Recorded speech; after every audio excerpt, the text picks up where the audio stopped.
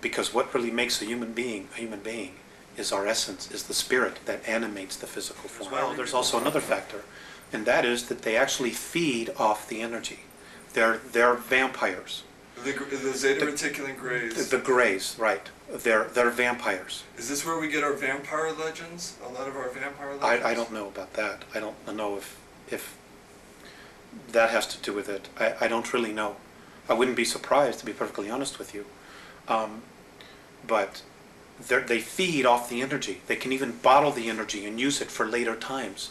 They're also stealing the vital bodies of human beings and storing it.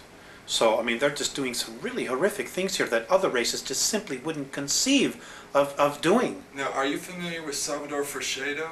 No, never heard of him. Okay, he's a gentleman who proposes, he's a former Jesuit priest who proposes the idea that Colosseum-type sporting events are used to vampire energy off the crowds. I wouldn't at all be surprised. Right. It wouldn't surprise me in the least. He said, like, the sacrifice of human beings in some ancient civilizations here on Earth was a form of belief system that was set up for these beings to vampire energy off of.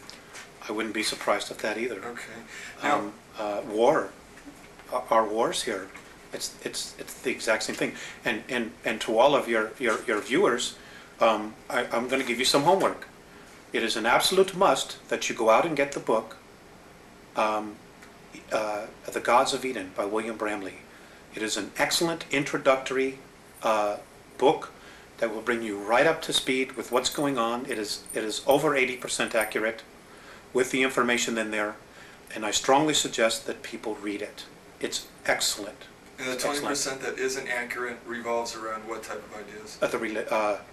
Around the soul and the being that we know as Jesus, okay, which I'm not going to go into. Okay. Now, how are we doing on time here? Do you still have some more time? Well, we've come here an hour so far. We'll continue. Okay, you let me know when you need Okay. to break. How are the renegade Zeta Reticulans able to manipulate Earth's most powerful governments into a position of checkmate? Oh, it's easy. That part was really easy. Number one, their technology is 2,500 years more ahead of us. Number two, because of our greed factor, certain groups of power elite are in touch with them on a physical level. Well, many of them are implanted. Many of them are so implanted that they have now become part of the gray group mind. And the Andromedans no longer consider some of these human beings, Terrans as they call us, human at all anymore. They're nothing but clones for what the Greys want. And they pass down orders, they tell others what to do, and of course the chain of command that we've established on our planet is exactly what's happening.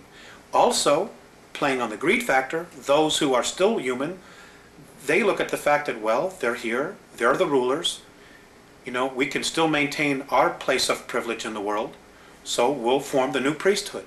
We'll be the go-between between the workers and the gods, just like we saw in Babylon, in Assyria, Egypt. It's all over again. It's history repeating itself all over again. Because it's the control factor, the hierarchy is the established mode for these negative civilizations to keep their power structure intact. That's right. Okay. And it's another thing, and there's also one more factor. It is about human beings out for power, selling out their own race. The World Club. Just selling out the rest of us, the human race, for their moment in glory, for their privilege to be with the gods, so to speak, who are aliens. That's what it is. To have technology that can take them to the moon, to have the technology that can take them to Mars, that'll give them the technology to do time travel. They totally sold out a race, our history, everything, for their brief moment in the sun. Now, pisses me off. I'm sure when they look back on their lives afterward, I would assume that they would regret their choice. I don't know. I don't know. How will the renegade Zeta Reticulans have to be removed? It's, well, if humanity makes a real commitment to create an environment of unconditional love and simply refuses to hate